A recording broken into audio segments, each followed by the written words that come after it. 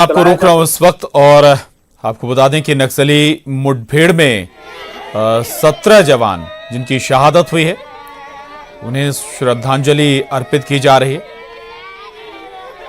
ये तस्वीरें इस वक्त आपके टीवी स्क्रीन पर हैं। दरअसल सुकमा में नक्सलियों से मुठभेड़ के दौरान 17 नक्सली माफ कीजिएगा 17 जवान शहीद हो गए थे नक्सलियों से मुठभेड़ में। डीआरजी, सीआरपीएफ ज्वाइंट ऑपरेशन में ये मुठभेड़ हुई थी सुकमा के अंदरूनी इलाकों में, और इस मुठभेड़ में 17 जवानों की शहादत हुई है।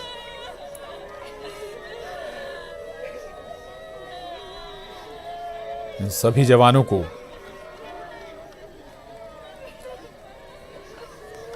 श्रद्धांजलि अर्पित की जा रही है।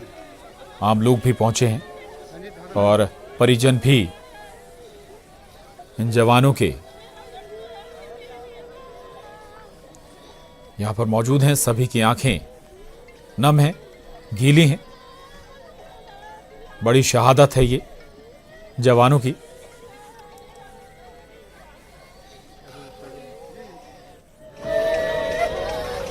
दरअसल परसों 2 बार बताया जाता है कि 2 बार मुठभेड़ हुई। पहली बार मुठभेड़ हुई और उसके बाद जब जवानों को वहां से रेस्क्यू किया जा रहा था तब नक्सलियों ने एक बार फिर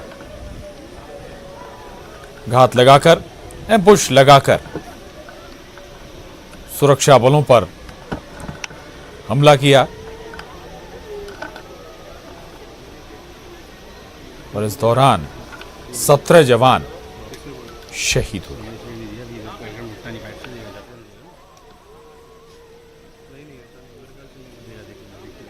तो सभी 17 जवानों को श्रद्धांजलि अर्पित की जा रही है। मुख्यमंत्री भूपेश बघेल, मंत्री कवासी लखमा,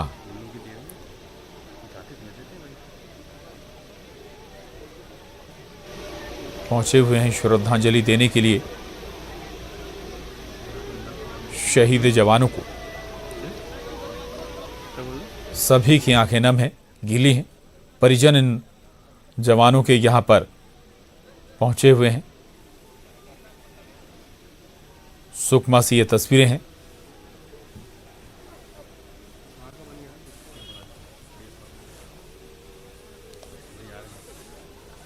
मुख्यमंत्री भूपेश बघेल ने शहीदों को श्रद्धांजलि अर्पित की। हालांकि ये भी महत्वपूर्ण है कि काफी लंबे समय से नक्सली बैकफुट पर थे। लगातार सुरक्षा बल उनके खिलाफ एक्शन में थे, लगातार ऑपरेशन किए जा रहे थे। नक्सलियों को और पीछे धकेला जा रहा था और कई बार नक्सली अपनी उपस्थिति दर्ज कराने के लिए ऐसे बड़े हमले की फिराक में रहते हैं। सत्यनारायण चांडक हमारे साथ जुड़ रहे हैं और जानकारी के साथ। सत्यनारायण, 17 जवानों की शहादत हुई, सभी की आंखें नम हैं, गीली हैं। जी हाँ, परिजन भी यहाँ पर पहुंचे हुए हैं।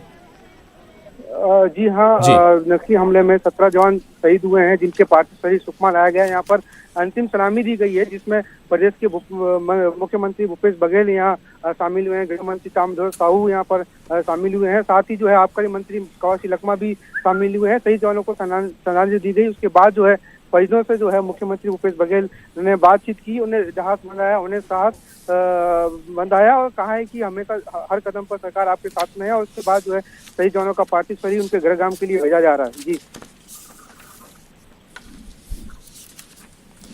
बिल्कुल, बहुत महत्वपूर्ण है कि अब इतनी बड़ी ये घटना घटी है। 17 जवान शहीद हुए। सत्यनारायण, कुछ बातें भी निकल कर आएंगी, कोई चूक हुई, क्या हुआ क्या नहीं हुआ, इस पर आगे जांच कमेटियां भी बैठेंगी। सत्यनारायण,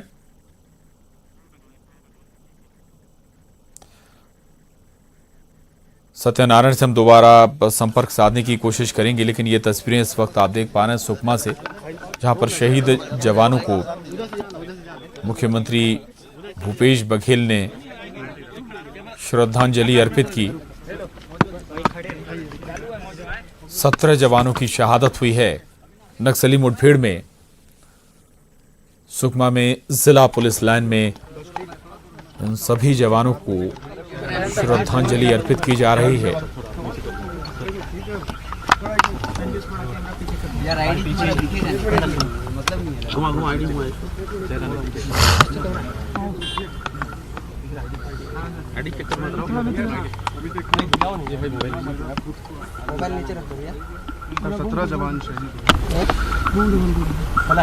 मिनपा में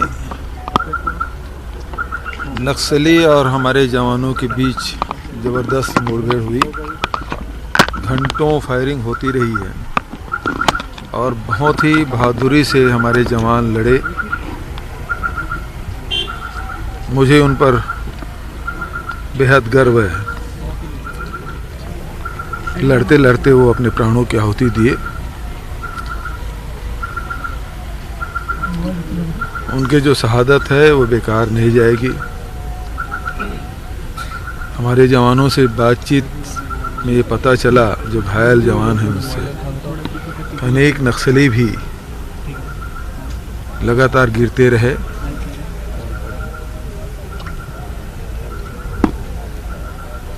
मैं पूरे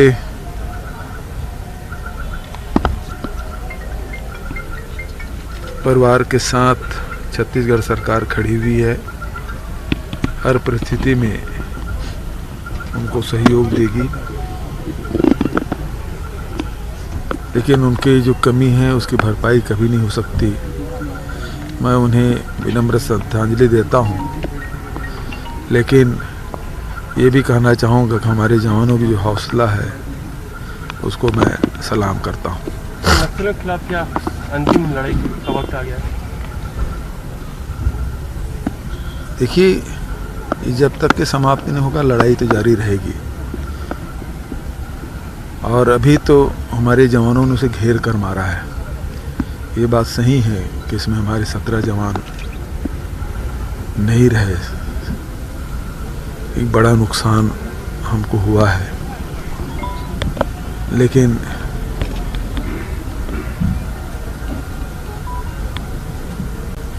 नक्सलियों के जड़ उखाड़ के रहेंगे। सर, पुलिस प्रशासन का डीआरजी सबसे ज्यादा इफेक्टिव थी। अब डीआरजी पे भी इतना बड़ा हमला, पहली बार डीआरजी के इतिहास में इतना बड़ा नुकसान हुआ है। अब कौन सी टीम तैयार होगी? नहीं, डीआरजी और एसटीएफ ही और पैरामिलिट्री फोर्स ही मुकाबला करेगी। जी सर, एक चीज़ बात कि सर लगातार ये देख रहे थे हम कि इंटेलिजेंट फेल है, सरकार की योजनाएं फेल हैं। अगर हम 1.5 साल पीछे चले जाते हैं बीजेपी की सरकार में, तो लगातार ये देखा जाए तो बैकफुट पर थे। चाहे वो कल्लूरी साहब की बात की जाए तो तमाम अधिकारी एक बिल्कुल बैकफुट पर थे।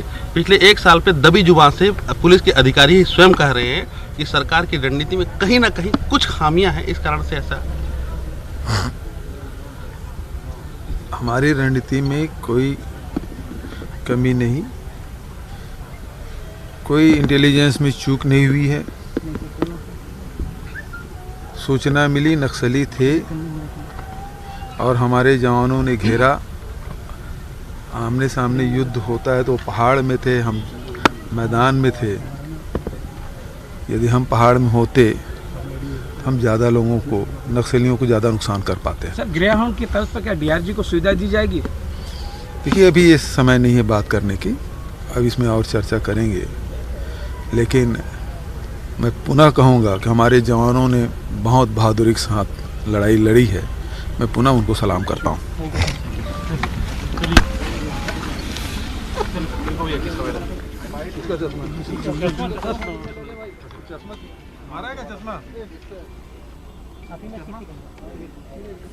उल्टा चश्मा है। मुख्यमंत्री भूपेश बघेल को आप सुन रहे थे। सवाल उठाए गए कि कोई रणनीति में चूक है क्या, कोई इंटेलिजेंस फेल्योर है क्या। इस पर साफ मुख्यमंत्री भूपेश बघेल इनकार कर रहे हैं। सत्यनारायण चांडक हमारे साथ हैं। सत्यनारायण, बहुत बड़ी कैजुअलिटी हुई है ये, 17 जवान शहीद हुए हैं, कहीं तो चूक है, और अगर है तो क्या कमी रह गई, या फिर लगातार चूंकि बैकफुट पर रहे हैं नक्सली इन हाल फिलहाल के दिनों में, तो क्या अब कोई और दूसरी चूक ऐसी हो गई जो इतने बड़े स्तर पर खामियाजा सुरक्षा बलों को भुगतना पड़ा? अक्सर इन इलाकों में देखा गया है कि वहां पर माओवादियों का जमावड़ा काफी संख्या में रहता है और कहीं ना कहीं जवान जब कैंप से निकलते हैं ऑपरेशन के लिए तो इसकी जानकारी जो है नक्सलियों को मिल जाती है और जिसका फायदा जो है नक्सली उठाते हैं। और यही घटना में भी यही देखा गया है कि इस जो जानकारी मिल रही है हमें कि वारंगल से जो है माओवादियों की एक टीम आई हुई थी और इसके अलावा जो है सीमावर्ती प्रदेश उड़ीसा से भी जो है माओवादियों की टीम आई हुई थी और माओवादियों का बड़ा जमावड़ा था। वहां पर माओवादियों की बड़ी बैठक चल रही थी जिसमें हिडमा समेत तमाम बड़े लीडर माओवादियों के थे जो आज की डेट में जो है आतंक का प्राय बन चुके हैं। यही जानकारी जो है जवानों को लगी और जवान ऑपरेशन पर रवाना हो चुके थे, जिसकी जानकारी जो है माओवादियों को लगी और माओवादी जो है बैठक खत्म करने के बाद जवानों को एम्बुश लगा के ताक में बैठे थे, जिसके शिकार जो है जवान हो गए हैं। आज मुख्यमंत्री भूपेश बघेल भी मीडिया से चर्चा करते हुए कहा है कि पहाड़ी पे माओवादी थे और हम नीचे थे, जिसका खामियाजा जो है जवानों को अपनी जान चुकानी पड़ी। लेकिन आने वाले दिन में रणनीति बदलेगी और नक्सलियों पर जो है आक्रामक रूप से सरकार काम करेगी। जी बिल्कुल आक्रामक रूप से काम करेगी। सत्यनारायण, दो मुठभेड़ें हुई थी, दोनों मुठभेड़ों में ये क्या स्थिति थी कि पहली मुठभेड़ जब हुई थी तब क्या स्थिति थी, और दोबारा जब बताया जाता है कि जो घायल हुए थे जवान उन्हें वापस लाया जा रहा था तब ये हमला हुआ था, कहीं ना कहीं इक्विपमेंट्स की कोई कमी थी, कोई रणनीति में कमी थी, कुछ और बात अभी तक सामने आई क्या सत्यनारायण? अभी तक जो बात सामने आई है तो इसमें जो है प्रथम दृष्टि यही देखा जा रहा है कि रणनीति में कमी नहीं थी, लेकिन कहीं ना कहीं जो है जवान कैंप से नजदीक आ रहे थे तो जवान जो है आश्वस्त हो चुके थे कि अब हम कैंप के पास पहुंचने वाले हैं, तो उसी का फायदा जो है नक्सली उन्होंने उठाया था। इससे पहले भी जो है एक 76 जवान की जो घटना हुई थी जिसमें 76 जवान शहीद हुए थे, उसमें भी ये देखने मिला था कि कैंप के नजदीक और गांव के समीप जो है माओवादियों ने एम्बुश लगा के नक्सलियों पर हमला किया, जवानों पर हमला किया था। यही जो है रणनीति इसमें भी अपनाई गई है कि जवान जैसे ही कैंप के पास में आए, गाँव के समीप में आए, सर्चिंग कर चुके थे उस इलाके में जवान, तो जवान आश्वस्त हो चुके थे कि इस इलाके में माओवादी नहीं है, जिसका फायदा उठाते हुए माओवादियों ने जो है हमला कर दिया। इसके बाद जो है कई बातें सामने आ रही कि जो है पहली बार मुठभेड़ में कई जवान वहां से जो है निकल चुके थे और जो जवान 17 जवान शहीद हुए वो पीछे फंस चुके थे। जी जी बिल्कुल बिल्कुल, एम्बुश में फंस गए जवान और नतीजा ये हुआ कि हमारे 17 जवान शहीद हो गए, शहादत हो गई उनकी। हालांकि ये ज़रूर अब कहा जा रहा है सरकार की तरफ से कि चूक कहीं नहीं है, कोई नहीं है, बल्कि और ताकत के साथ इन नक्सलियों का को नेस्तनाबूद किया जाएगा।